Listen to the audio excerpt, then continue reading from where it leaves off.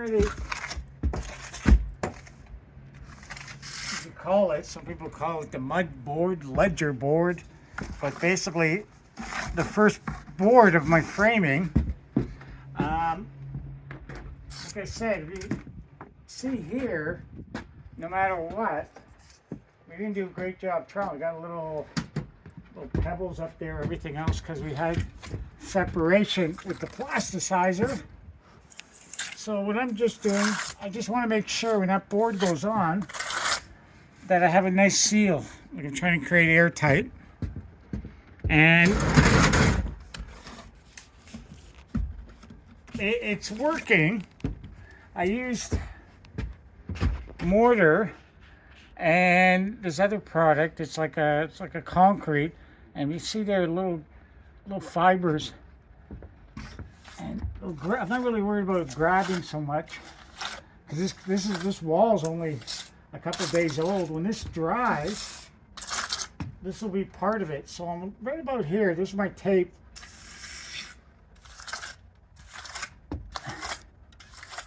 And I'm gonna kick the camera person out of here in a minute. I'm gonna go bring that wood over. Well, I guess I get my exercise. Gotta go easy here. I don't want to tear it up.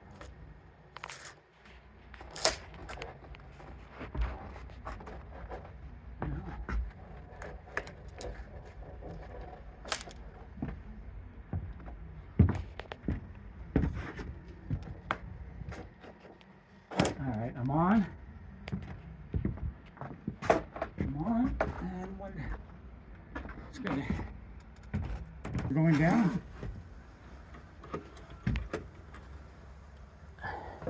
Alright, gentle. I feel it. Whoops. I went way out of whack there. One sec. God, oh, one of my bubbles got out. Okay. There we are. So I'm almost there, right? A little bit in the middle. And I'll wait till it dries to torque it, which means probably tomorrow. All right. So my high point's at that end. I'm gonna come down. I'm also looking trying to keep it flat. So I'm right about here on this bolt. I'm gonna start bringing it down. I got a little ridge over there.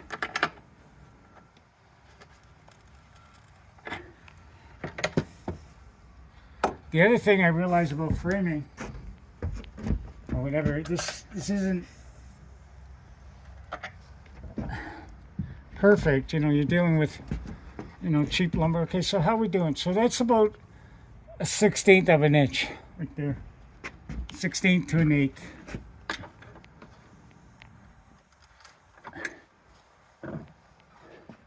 Ooh, look at that. Can I get this perfect?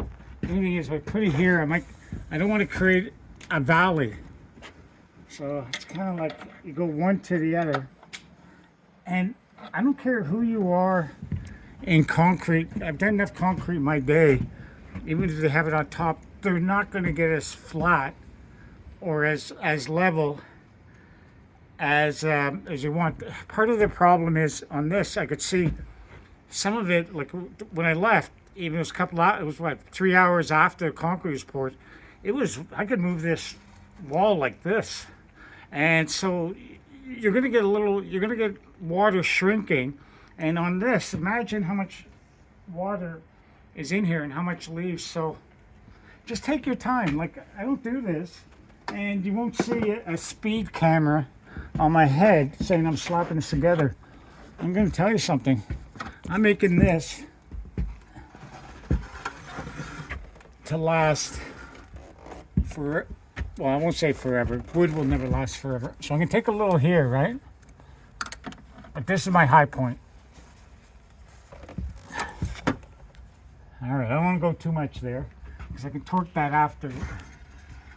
And I'm going to bring this a little down. All right, let's see if I can get the last part without creating a valley. How much do I have to go? So that's about that much, eh? It's right here. If I can get this down. A little. But I think I'm going to create a little valley there. And I think it's one of those things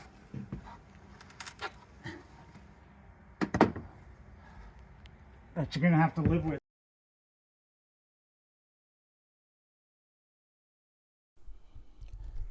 Okay, so I have the all the mud board installed, and have a pretty level. It worked out pretty good all the way around. It's a little messy there, and call it a rookie move. I'm gonna definitely be cleaning that up a little at the end. Now I'm putting on the next board that goes on, and why I don't put the framing on at first. I'm setting this board. This is critical. I need to be about 1.5 inches from that ledger. It's just easier to put 1.5 inch lumber there, so I'll be flush with the styrofoam after. I'm going to continue on the back side using styrofoam. I'm going to need about a little over 2.5 inches of styrofoam. So I've continued almost the R50 on the walls all the way up. I'm going to have to add about a little over 3 feet of framing to make 8 feet. This I'm gluing in. I'm putting lots of PL, premium, and hitting the edge. And you can see right here as I put it down, I'm not relying on the nailer. The nailer will kind of like bounce back. I don't think it'll really give a tight fit. I'm going to put screws in. I know that there's, shear strength. I like to use nails have stronger shear strength than screws, but I don't buy it. When this thing is glued and those screws are in, I mean, this is going to be able to, handle almost like hurricane type winds. It wouldn't handle, I don't think, a tornado, just because tornadoes just so violent. I don't know. That's a totally different animal. I don't really, that's out of my expertise. But I'll be able to handle, like around here, 100 km/h winds day in, day out, because that's our biggest thing. If this extension sticks out, and you're right on the North Atlantic, and you're just going to get hit all the time, different angles with the wind, lots of vibration. So we'll continue the walls, R50, and this should be really a sound house. I'm hoping that when the wind kicks up, you won't even realize there's a wind outside blowing.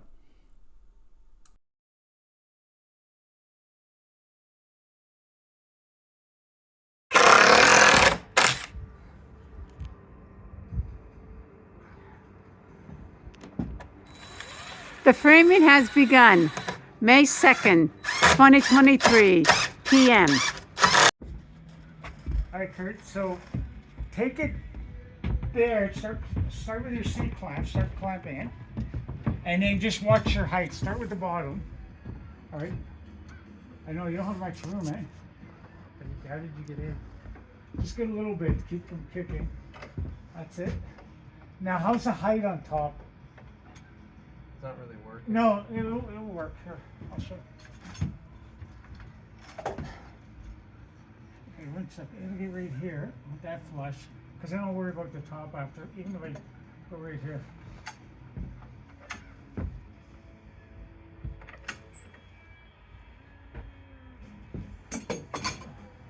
We're gonna edit that part out. Yeah.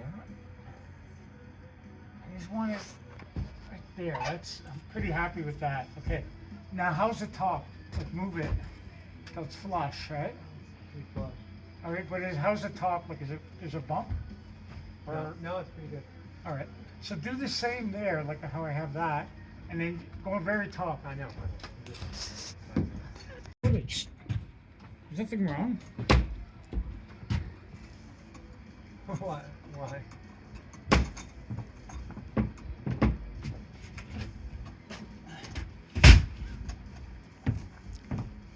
Yeah, the other thing is a little tight. Maybe have a mallet or anything? I can pop it in a little bit. Yeah, just pull it. Can you give it a little? Do you have a mallet? Yep. We call it a hammer in Canada. Alright. Mallet. Yeah.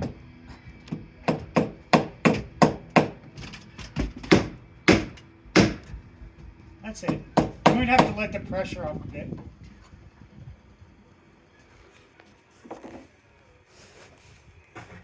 Yeah, that's it. Look at that. Looks great from here.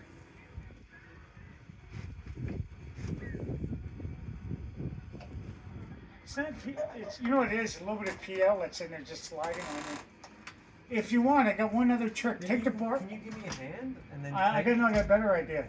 What if you take the bar clamp on top and give it a shot so it doesn't slide on you? What do you mean? Put the bar clamp on top like this and keep it flush. Here, if you want, like, I can do it. I can do it really simple. Just here, you But tighten that- it. You tighten it. I'll pull it by hand. All right. If you think you can do it, I think it's just a little bit of PL's giving us a bit of grief. Okay, hold on. All right.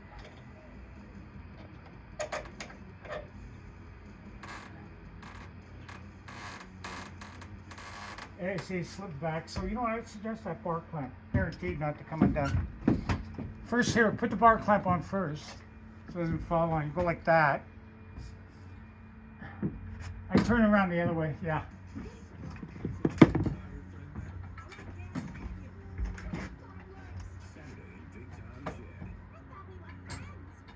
That's it. It's also too that wood's not perfect. Yeah. And go about halfway, like your clamp. Yeah.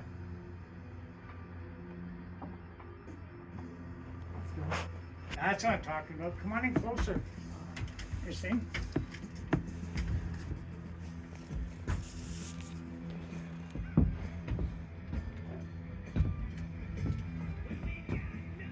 Pretty good.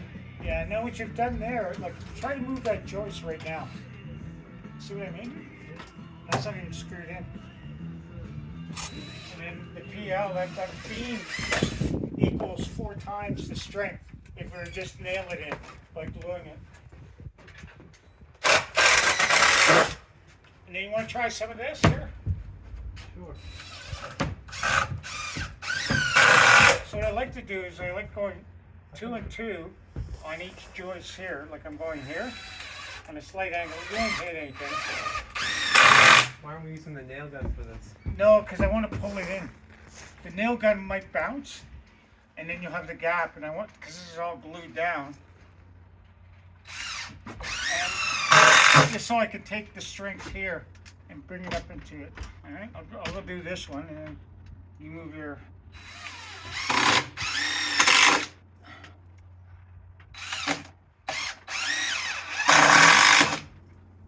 All yours? You're a little taller, eh? You think you need the ladder?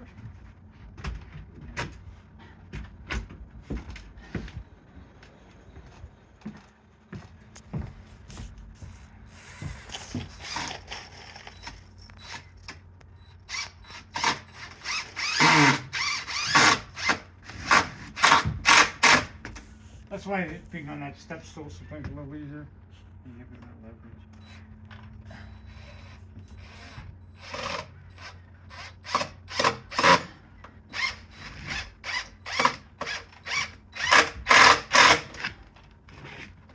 These want 2?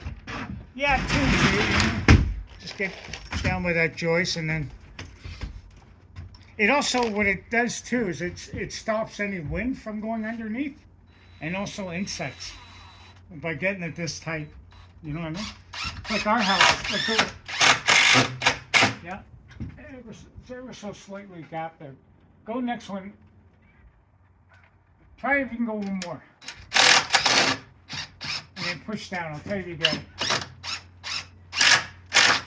Yeah, a lot of force there. It's a little wave here. So go 2 and 2 here, 2 and 2 there. On an angle? Yeah, a little bit. You get a little more bite sometimes with a little bit of an angle. That's it. You feel it, eh? And then a couple down here and walk. And then you gotta screw the beam.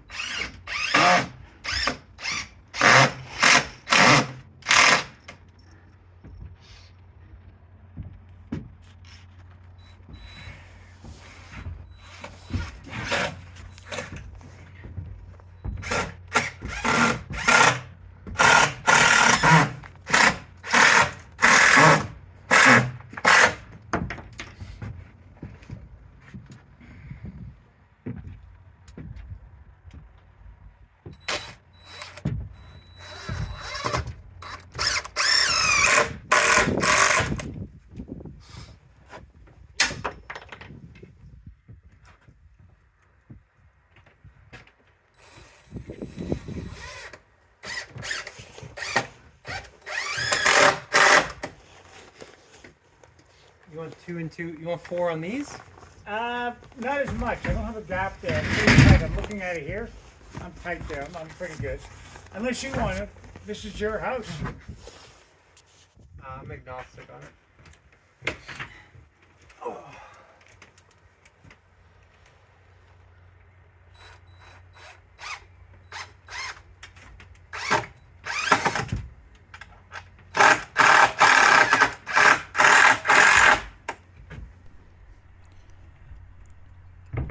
The more screws that Kurt did, the better he got. It takes a little practice, and you know, sometimes I look and I cringe and I laugh. He spent all his time during university working at the shop, and now he's making his own house. So it's a little bit of pride that he's doing it. Around. Tell me when I should stop. I don't like the gap. See it? Okay, so say when to stop.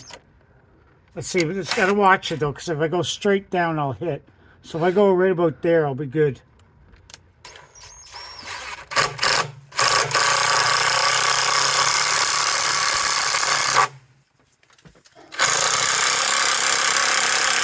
Say when. That's probably good.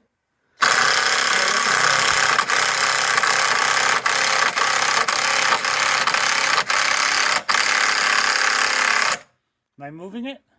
A little bit.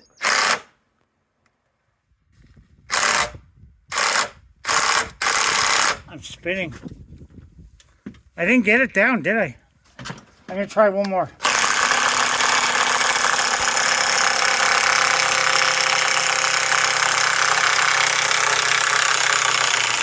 I'm gonna go a little here. What I'm gonna do is give me the other drill. I'm gonna take those screws out. Maybe they're stopping me.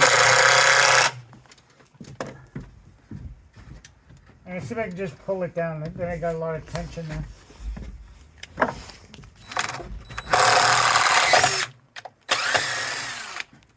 All right.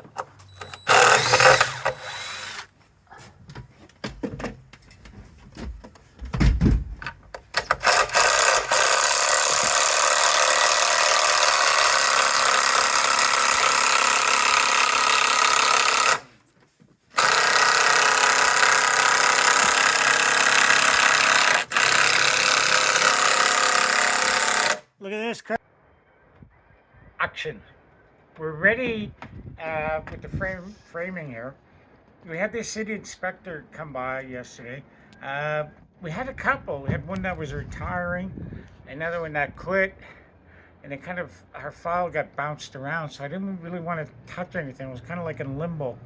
But it was refreshing. He really saw it my way, that the old house is stronger than these. It's like comparing working with popsicle sticks, you know, timber frame construction. So that house in there will last longer than this. That's the way I see it. Now up here we got a beam, and you see this. So you see my plate. I went over on the next one to kind of catch it. I have here, I used 2x8s. I'm okay with that because I got a double, but I'm also going to double here to go right across. And I mean, so far I'm pretty insane. The weight for the patio door. What I really like doing with laminating, and this is from a Cabinetmaker standpoint, it goes into the houses after. I've seen this stuff twist and turn, and it's a total nightmare putting cabinets on or anything when there's a twist. Because what happens is you got it like that, and then you're screwing in, you don't know where it is, and then you're trying to get the door to fly. I've gone in homes, they had cranked windows. The windows don't crank because of the wood's all twisted, and plus guys just, you know, make the walls and put them up as fast as they can.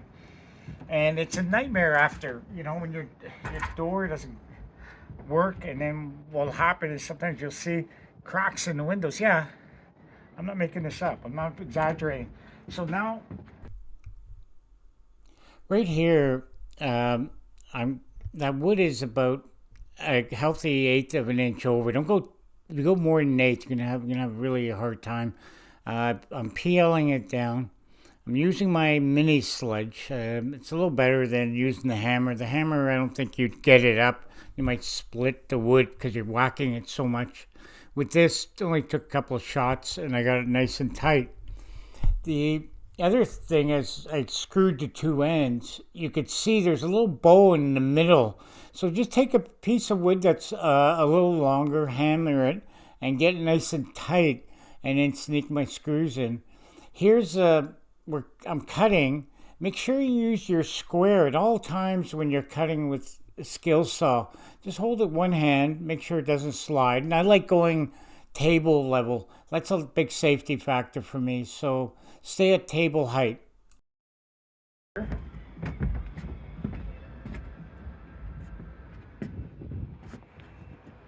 And all this framing up here, I picked it up at Home Depot for $220, which is really cheap, you know, because now I've got some, I can do my beam.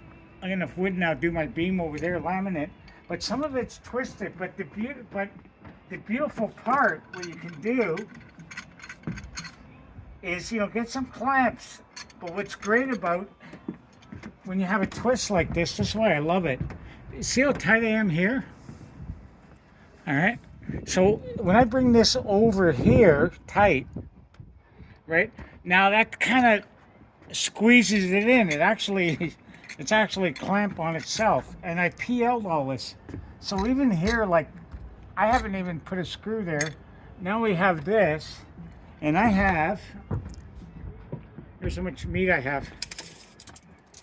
Can I say it? 15 inches of wood. Any inspector says that's not enough. Well, I'm sorry. That's more than enough. So, like, I gotta take the clamps. I wish I had brought a couple more from the shop. You know. Now what? Right, so I got it. So I'm gonna go. This is it right here. All right. Let's see if I close it up. There's no daylight.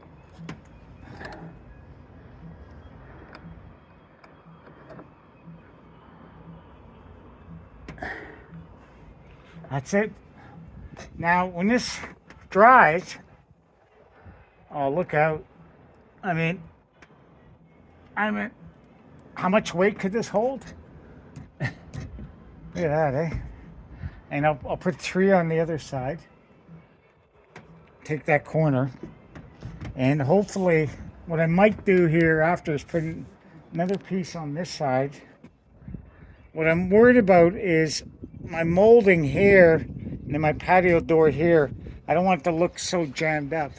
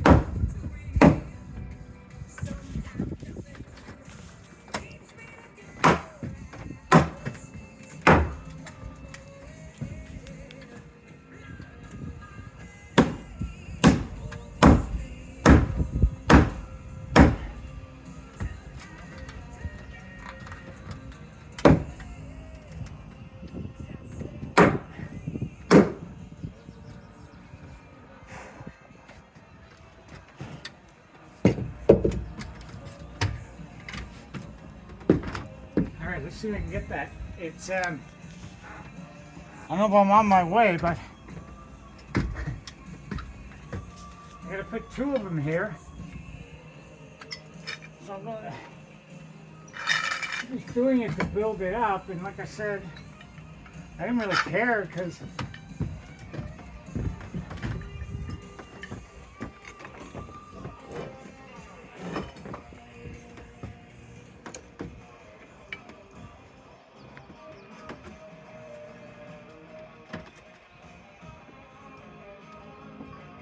I didn't bring enough clamps though. a little ridge there because it's a little crooked.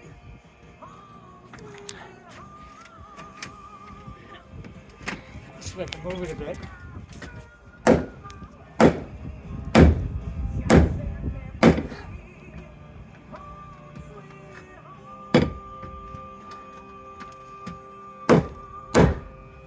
I'm gonna live with that. Say ever so slightly, it's about a 1/16.